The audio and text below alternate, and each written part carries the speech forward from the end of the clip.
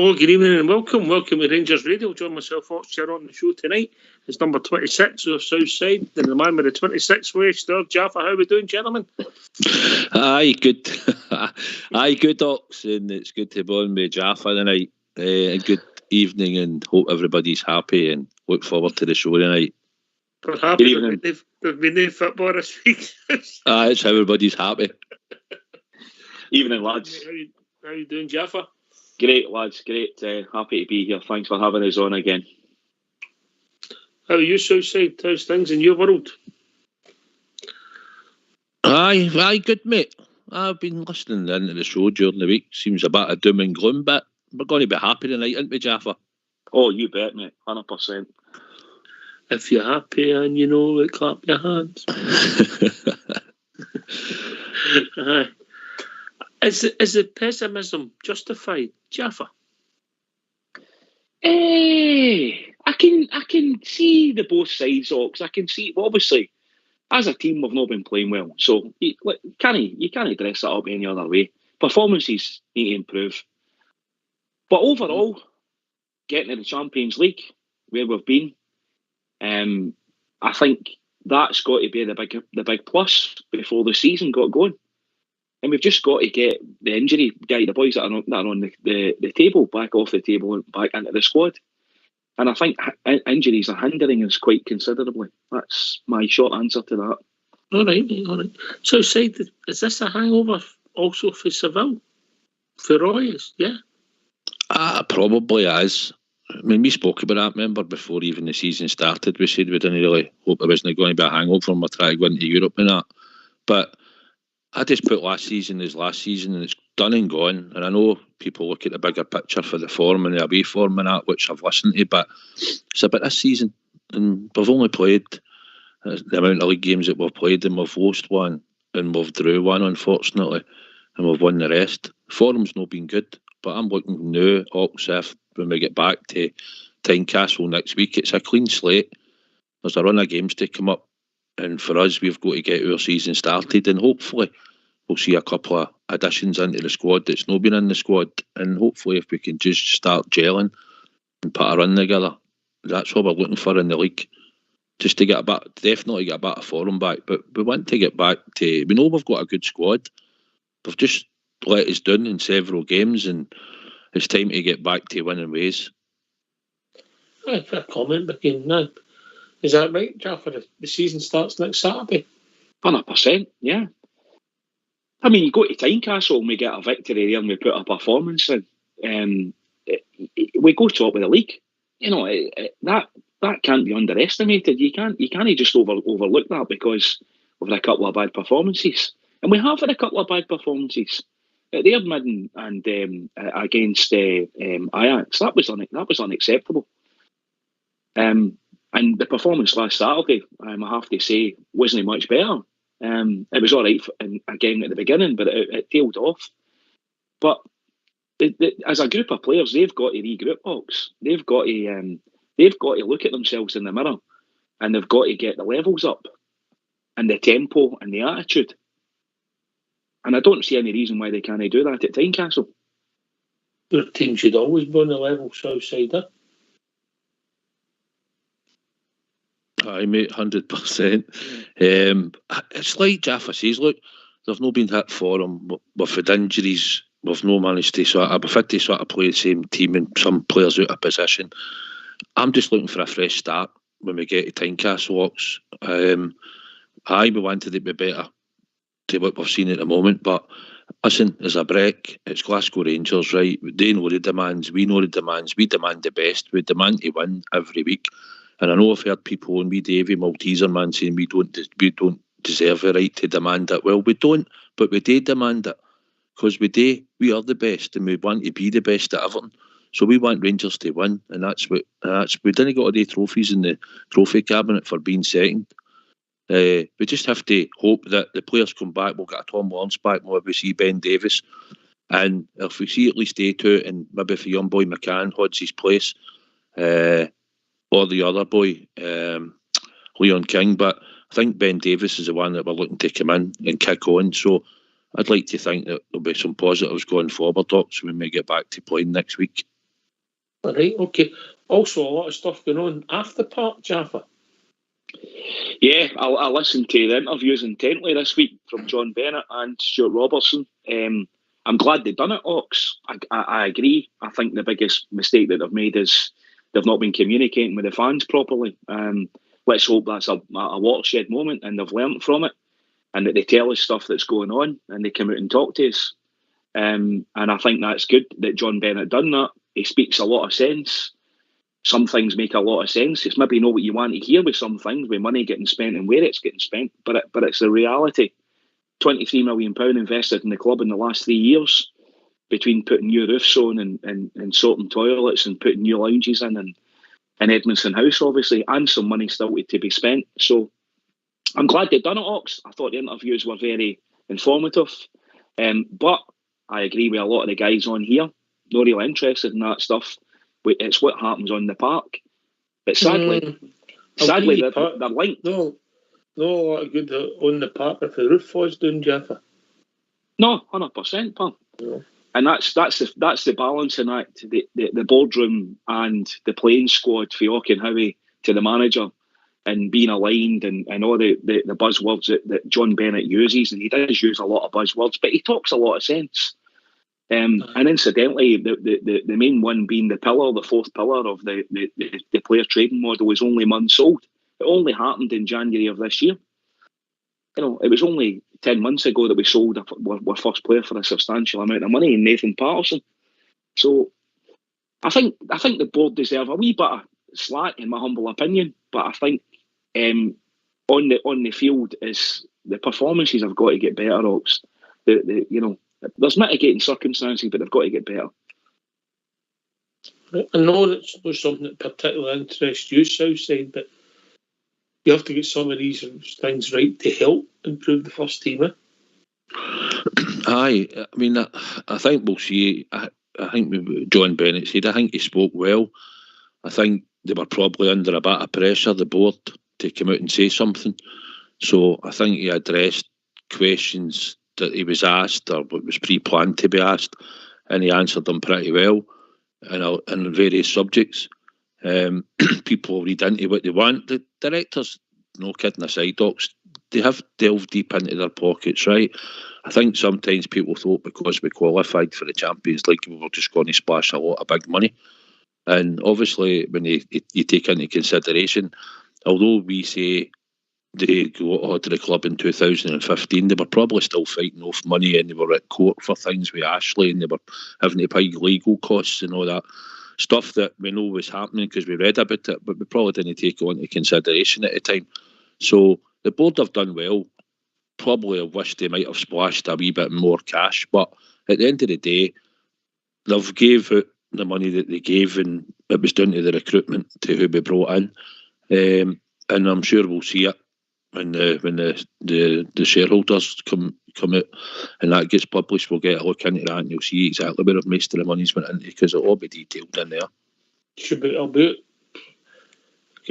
could be as early as next week, Jaffa, but it could be a few weeks, but we'll see. We'll wait and see where that will into. Some of the money will not be in there, obviously. I don't think Calvin Bassey, Joe Aribo and that'll not be in the next set of accounts, Jaffa. No, because those the trading years up to the 30th of June, and both those transactions were after June. They were well into July, I think, before they both went through. Calvin Bassey's definitely was. I know Aribo was maybe a week or so before that. So they won't be in the accounts. It'll be the Nathan Patterson and probably most of the UEFA Cup run money, and obviously the trading throughout that year, because COVID had lifted as well, remember, for that period as well. So I'm looking forward to seeing what the figures are, Ox. I think they should be quite interesting. But it doesn't tell the full picture. You won't know that until this time next year, till you see what can affect the Bassey transaction and Aribo had on the accounts. Of course, the Gerrard situation will be in the accounts. That's another one that'll be in it. Mm-hmm. All right, we'll see. Right, if it's all right, we used to. I think we get these phone lines open and see what people want to talk about. Yeah. Aye, come on in and talk to us. Talk about the famous Glasgow Rangers. Get the Bears in. Here. Let's hear from you. Why don't you give us a call on 0141 356 1972? It's your show. It's your platform. Let's hear from you.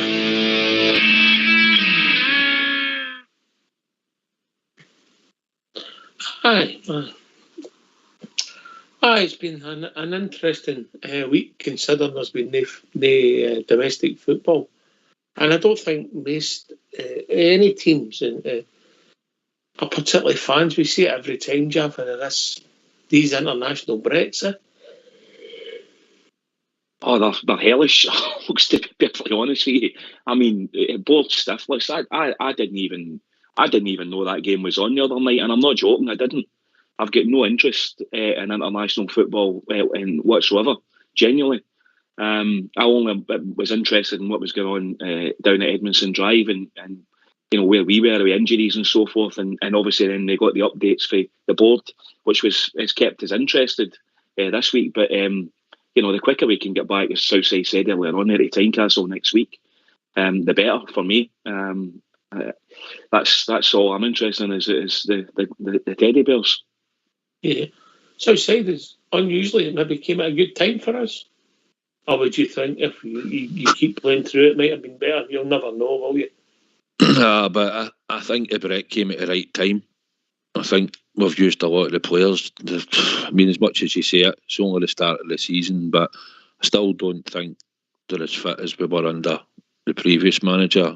But that aside, we've used a lot of the same players week in, week out, and obviously the European games and the game against them, it takes a lot out of you.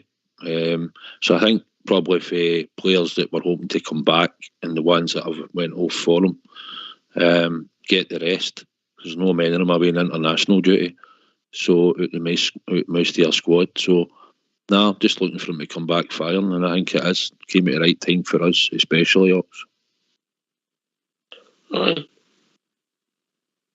I get that, mate. I think when you're trying to get guys off the treatment table, it's not a bad thing, Jaffa, is it? A wee break. No, I think the medical team will probably be delighted, and there'll be a few players at Southside State there. Ben Davies maybe be one of them if he's close, and Tom Lawrence. Maybe putting a bit more a bit more training sessions in over at Bearsden. So there'll be guys that'll be on the fringes that'll be good for them, and it is good for us because we've got too many on the treatment table now. So that needs to lighten down a wee bit, and we need to get guys back playing games. But as we know, it takes time to get them back in and integrate them back into the playing squad. They very rarely come off the treatment table and go straight into the first 11. They might be in the squad, but they'll maybe not hit the first 11 for a couple of weeks. And the build up to the going through the Christmas period and all that, we're going to need the full squad at our disposal. Gio's going to need that. So the quicker that can happen, the better for us. I'm sure we would all agree with that. Yeah. If you could pick two of the players to get back fit, who would it be for you? And we're back in the team. Who would it be, Southside?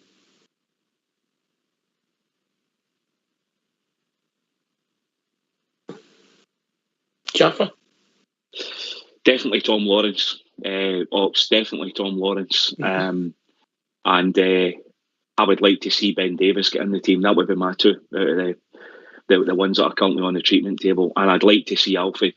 I know that's three now. You've said two. Squeezing another one. I'd like to see Alfie get a bit more game time because I really believe in the league. Would you have the two of them on the park, Jolak and Alfie, at the same time? 100%, Ox. 100%. I don't know why that's not been, especially in the league. I can see why it doesn't happen in Europe.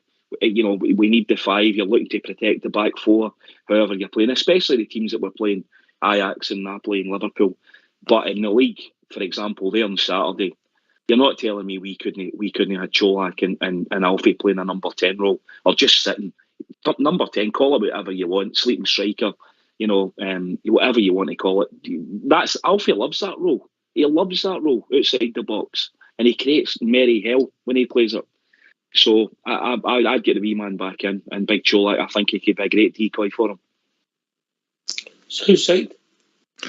Tom Lawrence and obviously Ben Davies. I'd like to see they two back fit and firing. I hope come Tynecastle they will be in the team. Jaffa, I'm not so much with Alfie for the league and that. I'm Cholak's doing exactly what he does. He scores goals, and it's one of the hardest jobs. So for me, I start with Cholak. Cholak for me starts. No, I think get the two of them on the pitch, mate. It's not going to happen, Knox. I'd love to see it, but he's not going to do it. But it sounds would you do it? I would for the games at Ibrox and that, aye, but I think you'd have to do a 3-5-2 then. I don't think you can do a 4-4-2 because we play with two wingers if that's where you're setting your team up, probably, and I don't think it would work. But I think a 3-5-2 might, especially against the Dross in the league in Scotland, definitely, but you'll not do it. And for me, you know, if you're starting with a player at Tynecastle next week, then if he's fit and he's ready to go, then for me, Cholak starts. Aye, it'll be interesting to see what he does. He's got the jersey. There's no two ways about it. Southside, he's the guy. He's got the, you know, he's scoring all sorts of goals. He's clinical. You know, he's maybe not pretty. I don't say he's not pretty. You know what I mean? He's unconventional. He just does it. He just puts the ball in the net. But he's scored all sorts of goals, and for me, he's holding the shot, definitely. Oh, he's my number 9. I get that. It's simple, isn't it? He's scoring goals. He knows where the net is, and he's doing it regularly. So why would you take him out of the team to play Alfie, who is going to give the defenders a hard time, going to rough them up a bit? But I want my striker to score the goals. If you don't score goals, you don't win games. And we know how good Alfie is. And I'm not saying he couldn't go out and score against Hearts. But the now for me, Cholak's the guy that's in for him. Get the chances supplied to him. And he looks like he's going to score goals. And that's what we signed him for. At the minute, mate, he's been my top signing. All the ones that come in, I know Lawrence, but Lawrence is injured. Cholak's been available, I think, for every match. And his goal ratio was pretty good, Chav. What is it? He scored 9 and 10, I think. Is it 9 and 11? It's unbelievable. His goal records. You can't argue with that. That's what I'm saying. He's a first pick in the team every week, especially here in Scotland. I thought Alfie done really well in that against Napoli. I did. I thought he done exactly what he was asked to do. He pressed. He done the press really well. He led the press really well. I mean, maybe trying it would satisfy us all to say he can't play them. But you're not telling me he couldn't play Alfie and Cholak in the same team against Dundee United at Ibrox. And the Southside said play a 3-5-2. He won't play a 4-4-2. You don't need that much protection in the middle of the park. I mean, I don't know if he could just play a 4-3-3 or a 4-2, 1-1, whatever way you want to set it up. But there's ways he could set that up. I just would like to see the two of them on the park and see what kind of damage the two of them could cause. Yeah. So, I would say to you that I don't think his tactics are working a lot of the time. So, I think, you can either change the personnel or you change the shape, and I think you try and get your best players on the pitch, and Alfie is one of our best players. See, I think once we see the actual 11 full players on the park that he's looking to have on the park, he'll probably have a set team maybe in his suit to a point. And I just think if we can get Ben Davies in playing week in, week out, Yilmaz eventually will come in for Borna. I don't think he'll come in too early for Hearts or Liverpool, but I might be wrong, but I don't see it. I think Borna keeps his place. The only other one you're looking to integrate into that's Lawrence and Tillman. Tillman and Lawrence have shown that they can play together, and Kent had played no bad when Lawrence was in the team. So we've got two football players in there, one that will run on and one that can make a pass. Maybe no work as hard as the other one. Tillman doesn't work as hard after the ball. Lawrence does show a bit. So once we've got the two sort of firing, and it's about getting the ball forward quicker and moving it quicker, and we've been a bit slower in that. They've got to speed it up. And sometimes that's down to players. Players are going on that park and they know that they must know when they're knocking the ball across the back, it's slow and it's boring, and they're not opening anything up. So they've obviously got an instruction. I think Gio knows his tactics. Maybe we've just not got the right player in certain positions, one or two other positions. I think the right side of the park, we all agree, we could have a better player out there. So I think it works. I'm really hoping, and I think we've got a good squad there. We've got good players. It's just about getting a better performance. But first and foremost, we've got to keep winning. And if we're winning and the performances aren't great, I'm not too bothered, Docs, at the moment. You'll sleep easy, brother, will you? Well, I will sleep because we're winning, aren't we? We want better football. We pay to see it. We pay top dollar at Ibrox. We've been paying top dollar for Champions League football. And we're seeing better teams. And we showed a good effort against Napoli. I know I'm jumping a bit here. We showed good effort against Napoli, but I want Rangers to win against Napoli at Ibrox and all. I don't want us just to put up a good fight. Wish we'd put up a fight like the 2 games previous, but starting afresh after the break, the squad know what it's about, Ox. We've got players in there that knows what it is to win a league. So let's go out there and show everybody else how good we are and get them fired up, and hopefully they'll come out wanting to fight for us, because the one thing is we go and support them week in, week out. So it's the least they can do is try their heart out in a Rangers jersey for us. That's the minimum we require. Try your heart out. And then you might have a bad game, but at least I can see you've tried for us. Well, Jaffer, I thought Churchill was on last night with Big Stevie, but he's back tonight. Yeah, well said, Southside, well said. Jaffer, he's right. He is 100%. Can I right. dispute that? Yep, can I dispute it? You know, we have got a great pool of players. You don't get to a UEFA Cup final. You don't get to the Champions League. We turn PSV over. You know, there's been sporadic performances, halves, 45 minutes, 50 minutes here, and then we're taking our eye off the ball. It doesn't take a lot to actually polish that off. Injuries are no helping. There's disruption in the squad because of injuries. I hear what Southside's saying. You know, Ryan Kent on his game is as good as anybody, but he's not been on his game. So can we, you know, if we've got players in the pool there, let's give them a try, especially against teams like Dundee United at Ibrox or Ross County or whoever else we've been playing at Ibrox. Get Matondo, and can we try him on the left? Apparently that's the boy's position. That's his natural position. He plays on the left, you know, in the left half role. He likes to come inside. Give him 45 minutes. Give him half an hour. Let's see what he can do. I don't think you can play him at the start, mate, in case he turns up late. Is he get the same condition as Ali McCoy's? I think worse, mate. Worse. Same as the Carlocks, isn't it? I mean, you've seen what he can do. I know he's no a polished article, right? But he's willing to go out there and try when he gets a chance. And the one thing about him is when he gets to the edge of the box, he's no scared to shoot. And he did contribute the season before for us coming off the bench. And I don't think he's a starter, but I think he's had a bit of a raw deal because we've had other players go in the park before him.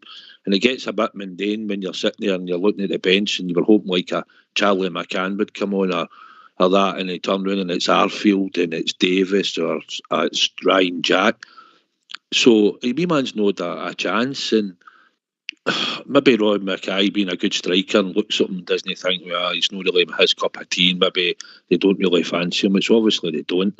But you hear he could contribute something in games like we're saying against the Dundee United, St Mirren's, Livingston's at Ibrox, when you maybe need to freshen it. We've got a lot of games coming up in the next month. 10 games, I think, for the 1st of October and the 1st of November. So you need to try and use your squad, and at least he knows where the goal is, and he's showed that he can score. I've got to be honest with you, mate. I think Sakala's got a lot of flaws in his game. He's unorthodox. He'll do some wonderful things, and then he'll follow the ball, and you'll think, why is he playing? But I do think the treatment of him has been scandalous. I think he's had a raw deal personally. Jaffa? Yeah, I would agree with that. I'm quite fond of Sakala. I quite like that unorthodox. He's never really truly had a run in the team. That's down to himself partly. You know, he is as a player has got to look at himself and say, am I doing the best, you know, when I get on the park? He has had chances, but he's not had a consistent run in the team.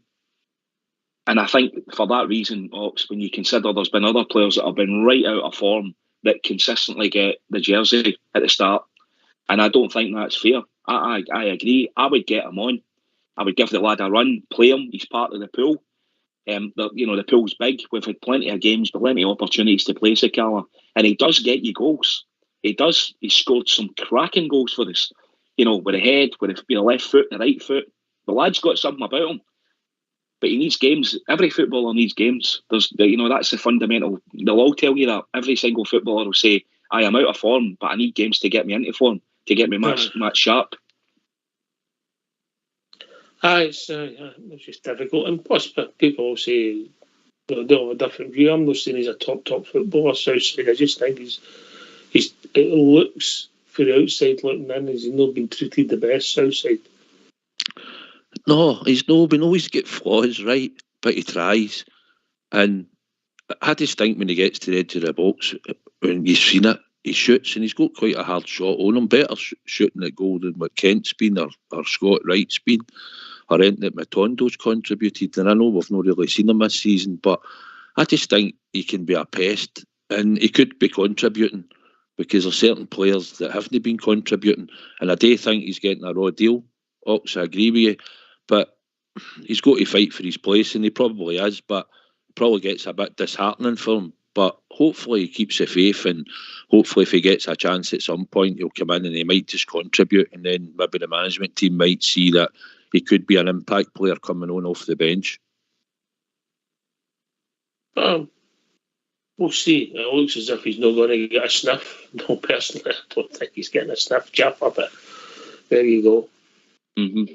Well, he's not been in any match day squads, has he? Recently, I don't think he made any of the European squads. I can't remember when I last saw him in a squad. I think it might have been Ross County. He was in the Ross County squad, but he never got on. He's been on the bench, mate, and just never get near.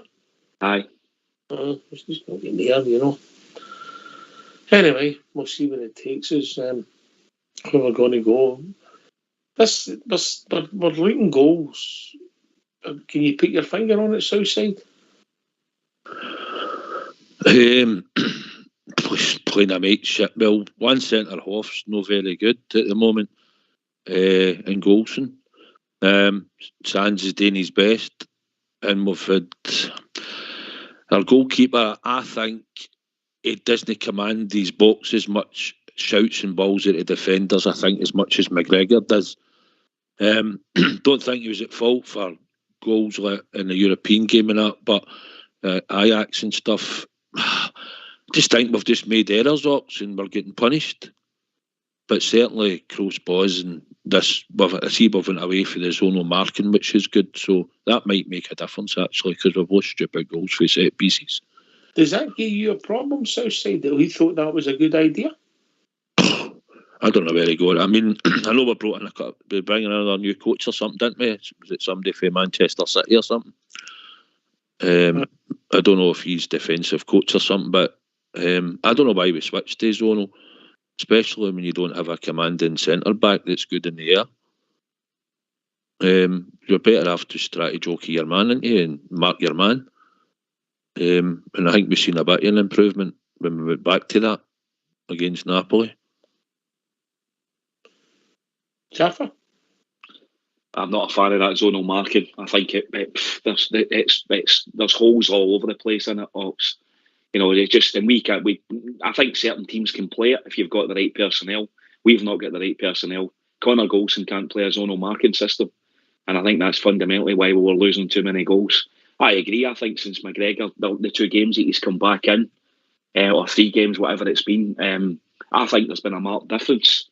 And I think the couple would be going back to just man marking and getting your man, whoever your number is, just mark him. James Sands, I think, is better at that because he's physical and he likes the battle. And I think Connor Golson's better at that. And I think Alan McGregor's better at that and all because he can read the game better.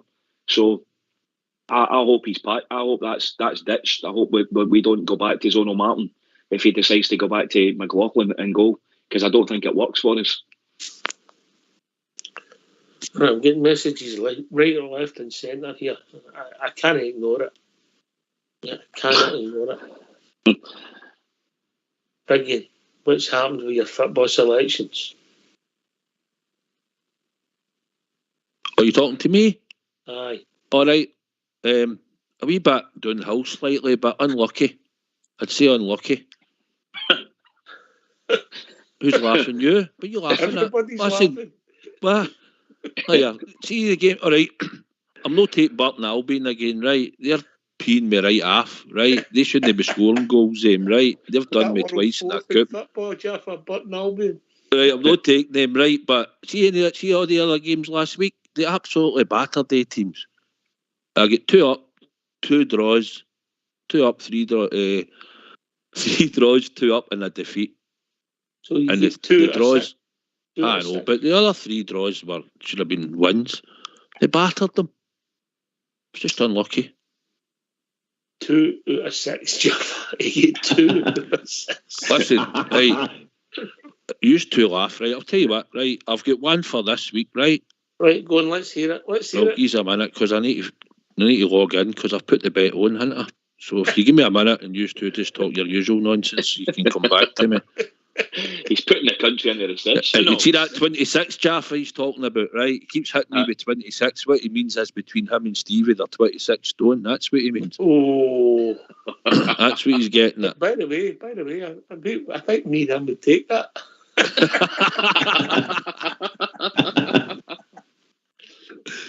Oh. Anyway, this week I'm going to do both teams to score. Okay. Right, that's even harder, because then you need 10 goals. You know. But this will be 5-0 each draws, Jeff. So this week, right, on Southside Super 6, right, we're going to go for Forest Green versus Exeter. The second selection will be Bristol Rovers against Accrington Stanley. The third selection is Peterborough and Port Vale. The fourth selection will be Sheffield Wednesday and Wickham. The fifth selection is Barnsley and Charlton. And the last selection is the Czech Republic against Portugal. And if you do these 6, you get 29.5 to 1. And that's both teams to score? Aye, both teams to score, aye. All right. There you go. Okay. Wee bit of difference this week. Aye. Some different, something novel, Jaffa. I mean, he can get them wrong anyway, can he? £150 back for a £5 bet, huh? Aye. Listen, I think, to be fair to you, Southside, I think over the season, you're still up there. But your Super 6 has been appalling. Aye. My correct scores and forecasts have been up better than the last week. I've not had a Super. I've not actually had 6. I've had 5 and 4s, and then it's sort of deteriorated the last few weeks. You started well, 5. I did. 5, 4, 4, 3, 2. But I've watched some of the games at night, and honestly, it's no. I know I've had a couple of defeats in games, and a couple of them. One team did get battered one week, but see last week, honestly, see the 3 draws, they should all be. Newcastle absolutely battered Bournemouth. If you'd watched the game, unbelievable. But hey ho, this week, both teams to score, 6 of them, bang, as Jaffa says, £150 for a £5. That's a lucky bill paid. I don't know, for a day. The way it's gone, Jaffa. I'll pay for a day the way it's gone. All right, but interesting. And by the way, Southside, I doff my hat to you for putting yourself out there. I doff my hat.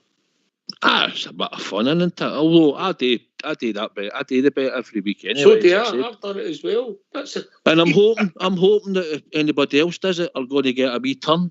I mean, that's what we're doing it for. I don't just pick them out and no do it. So I do put the bet on myself. Bit of fun. It's just a bit of fun, Jaffa. Bit of fun. Yep, it's good when they come up, and it is. The first couple of weeks were really good. I put the first one on, so I don't know. I think I made about £60 out of the first one, and I've lost a couple since then. But I'll stick that one on as well. Southside, I'll report back to you. Good on you. Aye, it's a bit of fun, and it takes my mind off the. Well, there's no football. We interested at the weekend, Southsider. Aye. Just it's like anything in it. When there's no football, you either look for something else to do or else. I think there's boxing on this week. I think there's boxing on Saturday night, so that's something different in it. But no, I'm just bursting to get a Tynecastle, mate, if I'm honest, next week. Yeah, I've managed to get a ticket. Some very kind gentleman managed to get me a ticket. So delighted and looking forward to next week. Good. Good. I'll come in quick, but it's still, obviously, this 2 weeks is always rubbish, but if I'm honest, I'm in the Jaffa camp. I'm absolutely, sadly, not interested in international football anymore, I never thought I'd say that, Jaffa, but it's true, isn't it? No, I used to love going to Hampden Hawks, but not been for years. No desire to go. None of the family go. So I think like a lot of Rangers supporters, I've got no interest in that. What goes on at that part of the city? For me, it's like they're two cheeks of the same arse. Oh, what's your language? There's a guy in the squad that I would take in a free. I believe he's out of contract. I think you might have a different view, Southside. Kenny McLean, a utility player. 6'3", I believe, Kenny. Can I get the part? Bruno is a bit younger. I would take him to replace Harfield, my squad, going forward next year. I would, personally. Would you, aye? Aye, I would. I'm not saying you're signing him to be a star turn, but we need first teamers, but you'll need squad players as people get the door. Yeah, and I think he can play it left back. I'd be looking. I get what you're saying, but would he be 31, 30? We're about that. Aye. Right, the same age as Arfield was when we signed him. He's getting sort of.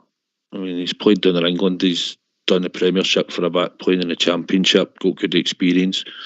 Knows the Scottish game. A blue nose. But if I'm honest, probably looking to get better than that. I think no matter what happens at the end of this season, that whole more or less that squad gets cleared out, doesn't it? The majority of them. The older ones that we've kept on and stuff, and maybe one or two we might have either signed might have to get moved on if we don't start producing. So I think we've got a big overhaul. Would he be a starter then in an overhaul of a Rangers team? For me, probably no. But I get what you're saying. As a squad utility player. The way it's gone the last few Windies, we'll be bringing Kyle Lafferty back in the free.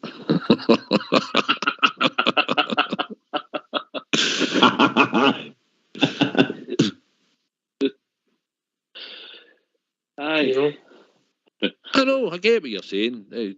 He's a decent enough player, but I'd like to think we can down the road a bit better quality, to be honest, and a wee bit younger. Aye, I get your thing a bit younger, but value for money, free transfer, ticks a lot of boxes. Hello. Evening, Tom. I've been joined by Tam. Evening, Tam. Hiya, troops. No, I was listening and you were talking about what you think about defence. I think we've got two defenders that are not really defenders. They're great at going forward. Right? I think they should play in front of your defence and stop trying to be defenders, because they're laying big hole in the back, and that's Tavernier and Goldson. Right? I played defence when I was younger a long time ago. And the first thing I was taught was defend your goalie at all costs, defend your goal at all costs. And if that meant sticking your face in front of a ball, that's what you did. And if you looked at his record over the past couple of games, he's ducked away from it. He's turned his back on it. He's went the opposite way from it. That's not a defender. That's a guy who's held us up at ransom and got a 4-year contract out of it. I think it's time he should be moved on. I don't know what you think of that. How are you going to move him on when he's just signed a 4-year contract, Tim? Well, take a hat, honestly. It'd be worth your while taking a hat now than waiting. You know what I mean? You've got a couple of players there that's coming up at the end of their contract, and they're going to try and do the same as Goldson is. And it's going to cost us money in the long run. Take the hat now. Do you know how much that hat would be, Tim? I would reckon it be somewhere around the region about 3-4 million. I think you can add another couple of million to that, Jaffa. I know, Tom. I think, he only signed the new contract. What was that? 6 weeks ago, 7 weeks ago, 8 weeks ago, maybe 2 months ago. And he's been a mainstay. There's a lot of good things about Connor Goldson. I get what you're saying. He's maybe a bit out of form at this moment in time. As are a number of players in the team. I would stick with him personally. I rate Connor Goldson. I think he's a decent player. I don't know. Well, To see, maybe I'm only going on my own experience. He's not playing well just now. Tom, are you having a party? No, that's Wayne's just in from football. He's doing it learning how to play the game. Good on. Listen, I get your point. Nobody can say Southside that Connor Golson's played well this year, can they? This season, they can't say it. No, he had a wonder season when we won the league. They all had a wonder season, the whole defence. But since then, he's not been so great. He's got his limitations, Tam. No, he's slow. He's no commanding. He's a good organiser. He plays every week. But, I mean, you want somebody better than that just plays every week. He's all right, but I think we could have got better. I don't think you'll see 4 years of his contract, if I'm honest. I don't think so either. I don't think so. I think he will move eventually. I think if we have a good season this year and we can win this league in a cup or two, then somebody in the championship might come in, because at the end of the day, we're only paying him X amount of money, whatever we pay at the top wage, and he'll be a top earner. But he would get more going down to England, and somebody might come in for him. You never know if he does, if his form turns round and he plays well. But I think regardless going forward, whether Gio's a manager or no, I think there's a few of the players that's in that squad that's regulars that might not even see a new manager coming in time, and they might have to go on all. It'll just depend, mate. But he's here now, and his form certainly has to improve. Because it's no good enough. Yeah. Do you think if anybody's doing South wanted him, they wouldn't have them been in? Aye, well, they could have come in, but they didn't, and he signed with us. So, but I just don't think you'll see 4 years in the Rangers jersey. That's just my opinion. I'll be honest, Jeff, I've said it before, I think I would have gave him an extension. But I don't think, if it had to be 4 years, I'd have shoot guns and party company. Jeff. Aye, that was the big surprise in that when it was done. I thought he might have got a couple of years out of us. Like the rest of us, I don't think he'll be there for 4 years. But he signed, and it's one of them. It's probably, as Southside said, Tommy will be earning decent money. I know. And that, to get rid of these guys, I just don't think we've got that kind of money to pay these guys off. You know, to sink $3 million into a deal and shake somebody's hand, because then you've got to go out and spend $4 million on the other end, or $5 million, whatever you're going to pay. So, you know, it's one of them. I think I'm not saying you've just got to, get on with it, but he's got to hit a bit of form, or else Connor Golson, when all those guys at the back, Ben Davis and if Big Hollander, I don't know if we'll ever see him in a Rangers jersey again. Big Suter gets back. Connor Golson might find himself on the bench. You can only dream. Just going back to the subject we talked about, I'm just one of the Rangers radio presenters is just back your bets outside for a score, and any money he makes he'll donate to a charity of your choice. There you go. Nice one. Oh, nice one. Yes. Well, good. I told him we'd better just give the £20 direct to charity. Hear you. Sorry. Is it all right if I come in and we were talking about up front and all? Yes, right. On you go. We've got an out-and-out striker, Kolak. Big Kolak. He's an out-and-out. There's none. No hiding the fact he's an out-and-out striker. He'll get you goals out of anywhere. But he needs ammunition. And yet, we're still doing it. Putting Alfie on the bench. Even a half-fit Alfie would supply him with the ammunition to score. Alfie's not an out-and-out striker. And yet everybody rants and raves about be Alfie this, be Alfie that. Alfie can hold a ball. Alfie's good at that. Right, but he's also good at supplying. And he's the target, Big Cholak. I reckon if you put them two up front, playing your McCoist and Haitley kind of role, Cholak will score 25 plus a season for you. Not a problem.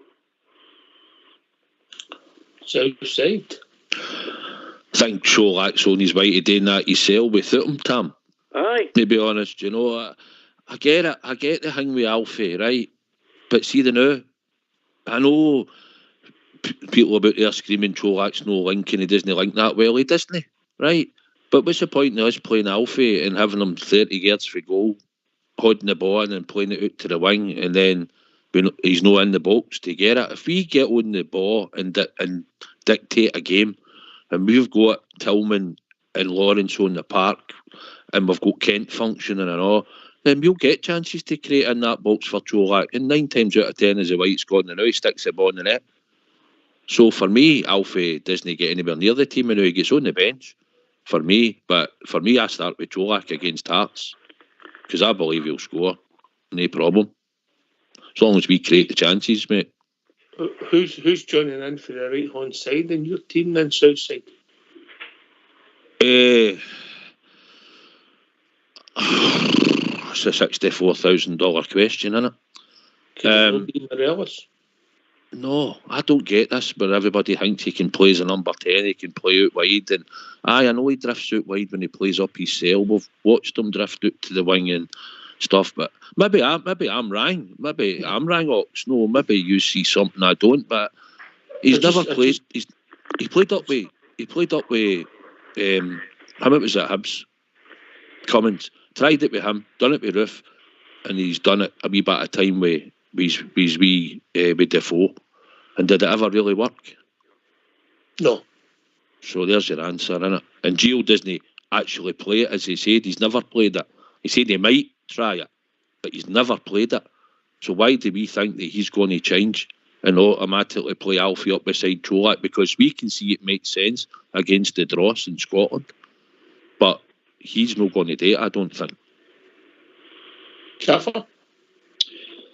Well, up until now, he's no south side, and you know that's an absolute fact. He's no showed any. He's never even brought him on, and you know Alfie's not been back that long, certainly. But I mean, I'm like the rest of us. My main concern is that we're not getting enough goals. Cholak's contribution is not in question, but it's the rest of the guys that we're not getting any goals for.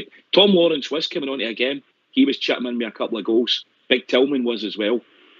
But since we've had a couple of injuries in there, Kent and the wide guys and the rest of the midfield for that matter, nobody else is really chipping in with any goals. And neither's Tav been. And Tav over the last few seasons has been contributing a lot of goals. Don't know if he's still injured or if he's carrying an injury. I just want, personally, like the rest of us, I'm sure, I just want to see a few more goals coming from other areas of the park, because I don't think you can rely on the one guy to get you goals all the time. As much as I like Cholak, I think he's a cracking player. I think he's a really clever player. He finds some great pockets. He's intelligent, and he can smell a goal a mile away. And that's instinctive, and that is without a question. The big guy looks the real deal. Just want a few more goals chipped in, and I'm not really that bothered whether it's Morelos, Kent, or whoever, Ox for that matter. His ratio of goals per chances must be right up there, south side. Aye, because I can't really think how many he's actually been through and goal or anything like that and actually missed. He looks like he does what Roof does, and balls in the box, he seems to finish, and he looks like he's a decent finisher because he scored all different types of goals so far. And look at his 2 goals against Dundee United. You know, he's doing what we want him to do: is score goals. And if we can get Kent on for him, and you've got Tillman, Lawrence, and probably Scott Wright, probably or Matondo, don't know, because Matondo's no show denting. But should he get himself into the team, then obviously you're looking for him to start creating as well, or adding to the score sheet. But we need goals, like you say, other than Cholak. But he's doing exactly what he was brought to Glasgow Rangers to do, was score goals. And so how would people want to take him out of their team just to bring Alfie in because he odds it up? No. You know? I want to throw him on the park at once, mate. Aye. And you come, Tim. Well, put it this way, against Napoli, if Big Cholak was on, we'd have been 1-0 up within 2 to 3 minutes. If you remember that ball went in, Alfie was nowhere near it. Looked at Cholak wrote all over it. And I'd have been in the back of the net, and it might have been a different game. But you don't know that Cholak could have made a run to the front post. Well, I would put my money on it to go at it, but you know what I mean? You don't know, mate. It's hypothetical, but I get your point. He is a finisher. Anyway, talking about guys who always finish well, we've been joined by Big Al, Ian, the big man. Good evening, gentlemen. Thanks very much. It's a good compliment. I asked my wife. I don't think she'd agree with you though, but it's always a happy ending, Big Al, for at least one of you. Aye. It's always a happy ending. There's a lot of holes in Big Southside's hypothesis tonight, isn't there? Oh, let's hear it, mate. There's a lot of hope there. Ryan Kent, hope he hits a bit of form. Just the Europa League you fell into the night, Big Al. Aye. Well, actually, it wasn't, because I came on here and I thought it was the World Club Championships. You're like a flamenco.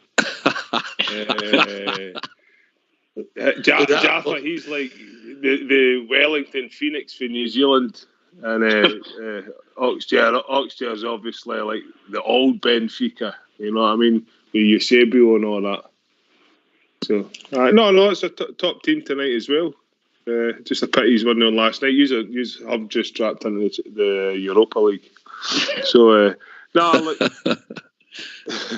sorry, I think boys, Southside wants to take a point up with you for last night, Big Al. Southside. Yeah. Go ahead. I know. I see you get dropped for the Champions League table, and even Linda get dropped. I know, big man. Come on. Well,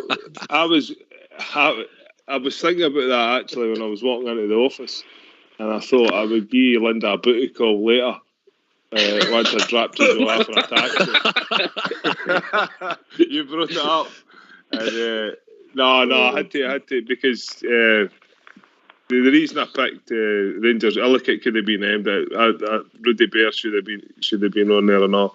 Actually, one of the guys I thought as well was Magpie. I'd love to sit in a conversation with Magpie. You wouldn't get a word in, Big Al. I know, but I think he's. I've never heard a man. He's like a Notre Dame, isn't he? I've never heard a man speak a truer word. Every time he comes on, I can back him up. As I said to you before, I'd go at the top with a lot of you guys, but I'd like to be right beside Magpie on a few things. Look, I think I mentioned to you prior to the puddle drinking game, the playing Alfie. I think you've said it yourself. I think you just got to get your best players on the park, and at the moment, I think we need something different. I think Sakala could do as a wee turn as well for whatever reason. I don't know why he's not on the team. To me, I think he's a better player than Scott Wright. Different type of player, but I think he offers you a wee bit more. Maybe Scott Wright's maybe looks like a wee bit more direct. Scott Wright looks, if this sounds right, maybe a wee bit more polished than Sakala. So I think that makes him a bit more predictable. Whereas I think Sakala's maybe knows as polished, but he's got that big smile. I know that's no talking about his football skills, but I think players just would react totally different to him running at them. So I'd be looking, trying to get him a wee, because we're scraping at the bottom of the barrel at the moment, trying to come up with different things.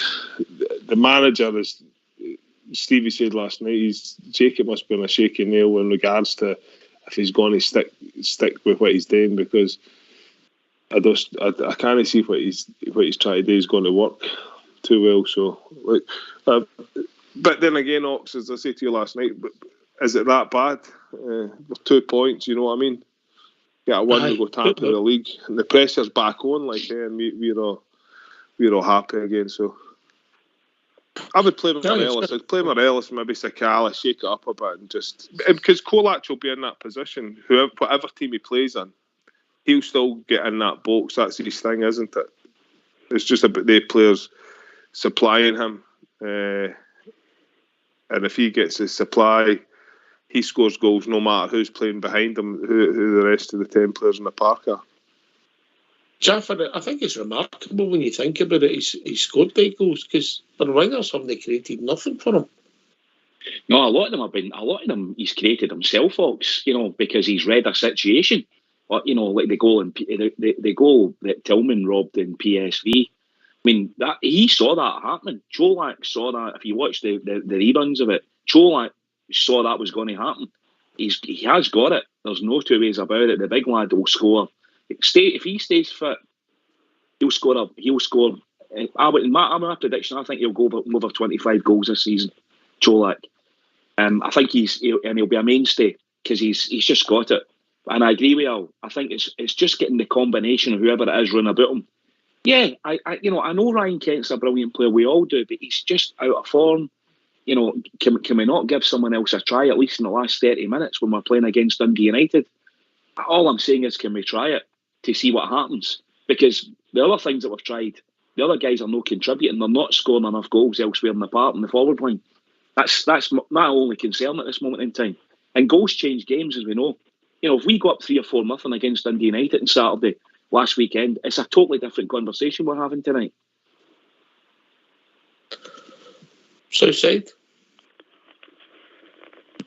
Aye, it's true. I mean, see, at the end of the day, I know we done a favour last week, but the reality is we're 2 points, and we've struggled with team selection. We've put centre back in as a midfielder, and we know the problems. Some have been off for him. We've not been great.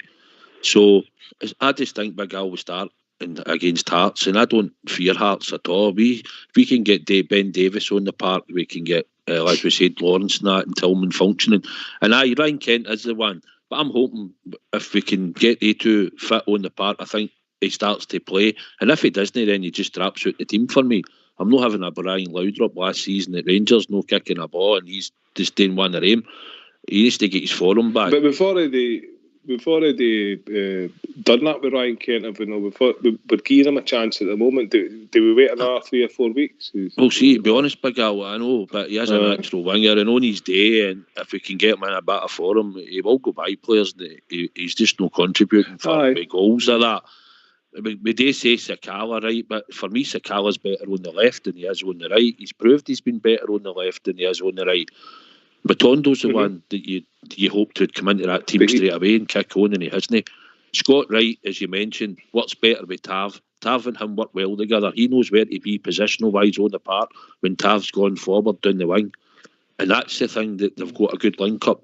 You stick anybody else out there beside Tav, he doesn't have the same link-up. Scott Wright's been there. And I know he's no dynamic enough, and I know he's no creating enough and scoring enough. But for me, I would probably play him against Hearts if I had to pick somebody on the right. But in saying Tav and Scott Wright, I mean, if they both were playing 100%, yeah. But I think both of them might be or the performance is a 60% performance. You know what I mean? So we're sticking with things, kind of hoping that it changes. Like Tavernier's he's had a very poor season, I believe, this season. Putting a player that's not a great player in front of him as well, it works, but it's not functioning. It's not functioning. You know what I mean? It's not functioning like we would like it to function. I don't know how long you stick with it with doing that. That's up to the manager. That's why he gets paid the big bucks, is to resolve these problems. Like Matondo, I've just found out this week he's a left winger. I don't know if you were aware of that as well. I don't know why we're playing him on the right. You know what I mean? Well, here's one for the panel. Do you remember when Neil McCann played for us? Right, the Avocat was the manager. To be fair, that's a wee bit before all our time. But carry on. Well, the tactic then from another Dutchman was McCann played on the wing constantly. A brilliant player, great at doing it. I reckon I put him similar to Kent, right? To one day we played the old firm and he put him through the middle. Totally baffled everybody. And Neil McCann played out his skin, and if you remember, scored 2. Why don't you do that with Kent? Throw him through the middle. It's all tactics, but they don't. Because to me, that boy is wasted out in that wing because he gets a brain fart when he after a couple of tackles and didn't know what to do with the ball. All right, Tom, get yourself in mute because we're going to have a tune. Well, I'm going anyway, boys. Good night. Good night, Tom. Right.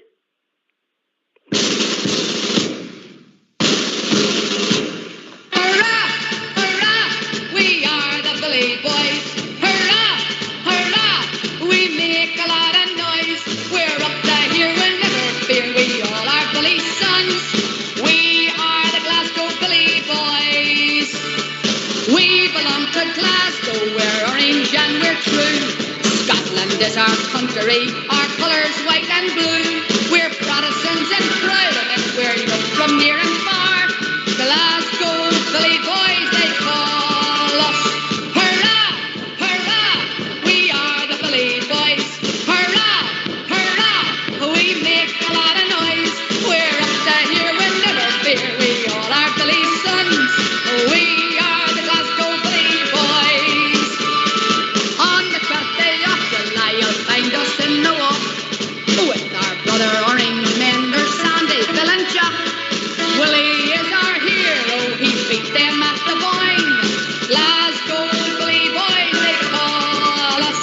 Hurrah, hurrah, we are the Billy boys. Hurrah, hurrah, we make a lot of noise. We're up to here, we'll never fear, we all are Billy sons. We are the Glasgow Billy boys. We believe in freedom, we won our fight that day.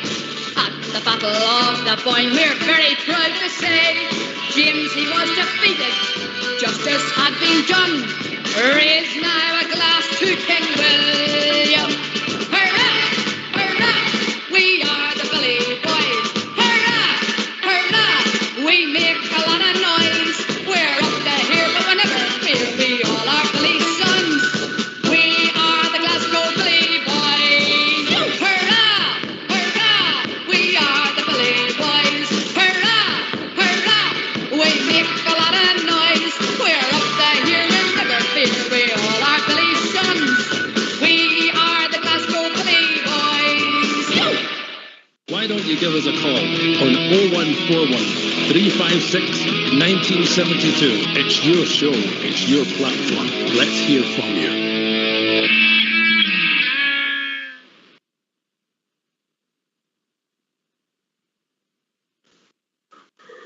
Right, what about the point that Tam made before we left there, Jaffa? About Ryan Kent. Yes, I don't see it myself, but he's never shown that inclination. He's not got the pace that McCann had, does he? No, he's not get that.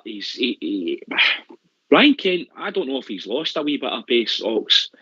You think back to the Ryan Kent that first came to us, but I don't see Gio doing that.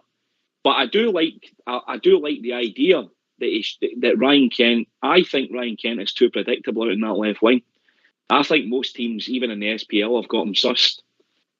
I just don't think I don't know if it's a Ryan Kent, if it's down to Ryan Kent is a brilliant player. That I'm not taking away from him. On his day, he's just very, very. He's in a low ebb of form, and I don't know if maybe Ryan Kent needs a drop out of the team to maybe see if he can get his head straight or get himself back into the team. Or I don't know. I'm not in Ryan Kent's head, but I think Ryan Kent. I don't know if he's lost a bit of pace from that injury, that hamstring injury. I always look back to maybe a year ago when he used to have that burst of pace over the sort of 10 yards. I don't even think he's got that anymore.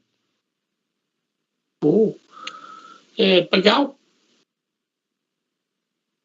Neil McCann was a lot more direct, wasn't he?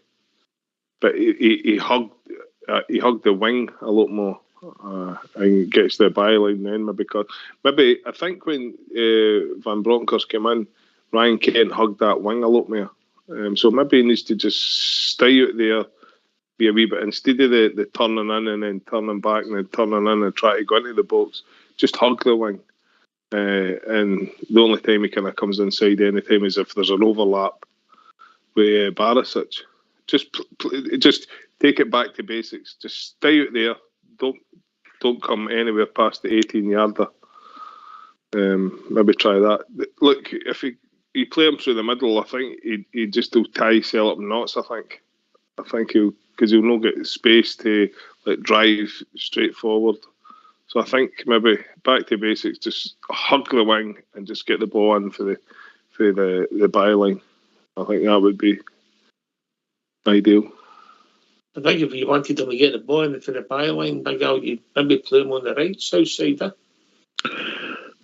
You'd think so at times. I wouldn't play him through the middle because he's struggling for skill. Neil McCann was a better player than him and all. Peter Livingston's, we done it with him as well, and he got my move eventually. when we done it with him. But nah, we've got Joe Lack at scoring goals, so I'm no for moving him, to be honest. I think Big Al, sometimes I've noticed that he hugs the touchline, right? And Ox seen it last week when we were at the game. Ox, I think he's standing that close to Borner when Borner's got the ball at times, and he's no instead of maybe bolting down the line or try to even come inside and look for it, he's standing looking for the ball on the touchline and the defender's right on him. But there is times when he gets the ball, Big Al, and he's got a chance to take a defender on one, and he takes a touch, and by the time he's did that, he's got two on him. You know, and then he's trying to go inside, and then he's getting himself tied up. That's right. I think it's happening a lot. He gets frustrated, so he comes down to the halfway line to get the ball. When we need him up the park, further up the park, getting the ball and trying to do the damage, going between 20 yards out on the wing, going either direct into the box or getting to the byline and whipping the ball across. So he's shot for confidence. You can see that. And he's in the last year of his contract. His seat might be turned, and it's down to Gio Fanny to look at his form over the next few weeks. And if his form's as bad as it has been, then it might be time to take him out of the team and try somebody else for a while. Definitely. Interesting. I've got a wee bit of sympathy for him and all the forward players, Jaffer, if I'm being honest. I think sometimes we take too many touches to get the ball up the park, which makes it harder for the forwards. Yeah, aye, they're not as slick as they used to be. And if you remember as well, guys, Ryan Kent's role under Steven Gerrard, they had a free role. If you remember, that was his role.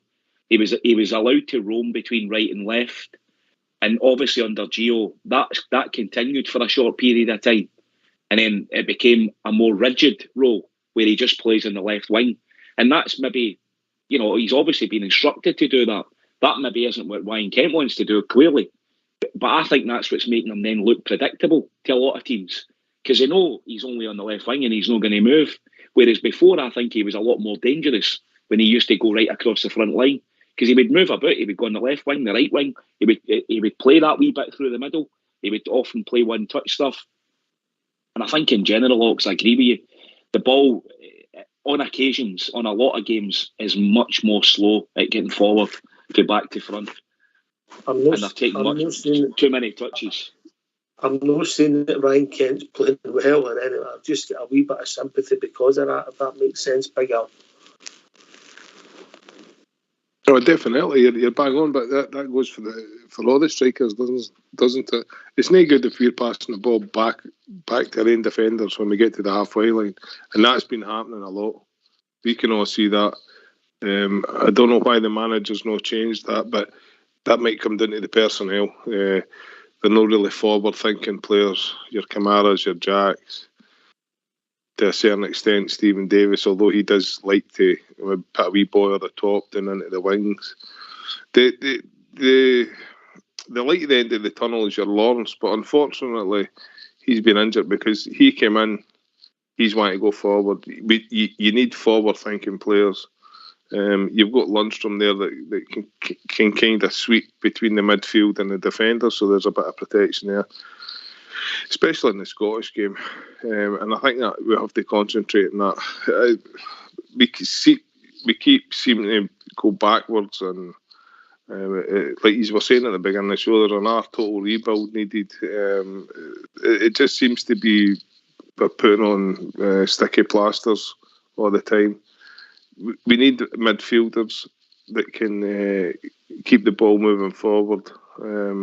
We've got wing backs effectively, haven't we? And Barisic and Tavernier.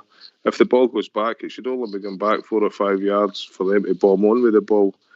Can we ship players out in the transfer window and get players in? Aye. You can get rid of the players. So I looked at that when he's mentioned Connor Golson. He's 29-30, so we've got him to he's 34. Is that really the age of the defenders that we need at the club? And you also, what's the matter with this Ben Davis? Is Ben Davis injured? Well, he's been on the bench the last 3 games. Right. So he's not injured. Right, Hollander probably not see that boy again. And Suter, that's another disaster. We'll not see him, I don't think. he'll be another Andy Webster or a Paul Ritchie. You know what I mean? So there needs to be a dramatic change in attitude, I think, with the players that are on the park. Well, not with all the players, but with some of the players. And the ball has to be going forward, no coming back. I think maybe the problem with Ryan Kent is, like you said, he comes back to he's thinking a lot about the game. I think he's maybe one of the guys that doesn't need to think too much of the game. He just needs to receive the ball quickly, and he does his thing quickly, nice and simple, and then we get it in the box. Aye. One of the troubles I've got, South said, is we're not attacking and we're trying to put teams to bed. We don't get enough bodies in the box.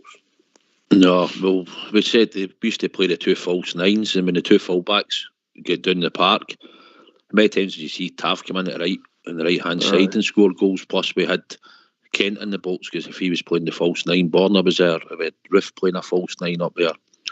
No, we've had players in there doing that job, or we had more players in the box. But the thing about it, Big Al, when Lawrence has been out injured and Tillman wasn't playing or was played out of position in a game or two, he is still a young boy, right? He's going to have to learn that it's not just about him getting the ball and being fancy, because he has got skill. And I think with a couple of players running about him with a bit of footballing technique like Lawrence and Kent, you will see better at him. But we're asking Ryan Kent to go and create for us if we didn't play even a right winger. You know, we're flooding it with Arfield, we're flooding it with Jack, we're flooding it with Kamara and Davis and that, but they're not going to go run by that striker into the box. You know, so we don't have that. So it's Kent's been left his cell to try and create for us, because we didn't have another creative player up the park to create. We can go buy a man and, you know, go and beat a man and get to the byline or anything. Confidence is a big thing. If we go back at maybe a season and a half, we had our two wing backs passing the ball to each other and scoring goals. Where is that gone? Where is that drive gone to? They don't get us forward now as much. I know. And why is that? Is it age? Tactics. Or is it just is it surely just pure? So why are they players? Because they're getting paid a big wage. Why are they players not just saying, we can get up and down the park here and just do away with the tactics when they're on the park?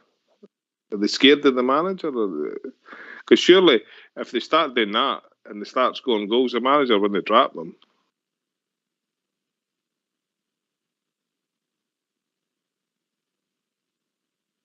I think that maybe a wee bit down to fitness with him, Jaffa, but there's definitely a change, a tweak in the tactics. He plays if you like, the two full-backs play deeper now, or more defending in a defensive role, which hasn't stopped us losing goals, if we're being honest, Jaffa. No, it hasn't at all. No, definitely not. It's not stopped the goals going in at the back end. I think it's definitely a change in tactics. I think he's went more rigid. I think the players are instructed to play more zonal, if you want, to stay in within their zones, rather than pushing forward. Because Tav used to bomb forward at every opportunity. Maybe fitness is a part to playing it, but Bomber doesn't do it either, Big Al. He used to bomb forward. He was always overlapping, and he's more conservative. Yeah, that's what I mean. He's definitely more conservative. He still whip a good ball into the box. He's proved that. In fact, you'll probably find I would like to see the stats this season. I bet you it's a high percentage of goals and chances coming off mainly from Borna whipping the ball into the left from the left wing. But I think there's definitely a more rigidity to the way we play. I don't think it's as flexible as it was going back again. I know it's coming up my year now since Gerrard left, but I think the players had it was faster. The tempo was faster. The press was higher. And I think that pushed us up the park a lot quicker. And I don't think Gio plays that way. I think he did. I think he let it ride for a couple of months when he first came in. And then I think round about Christmas time, I think he changed it. Hence the reason I think that was when we started, probably losing the points that we did in the league last season, in particular with the game against them at the New Year.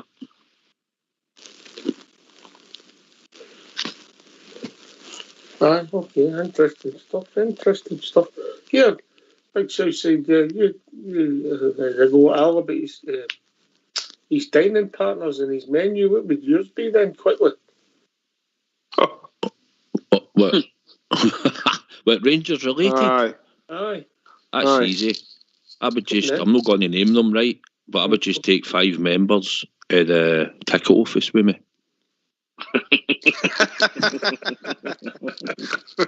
See how many ideas points I get for that?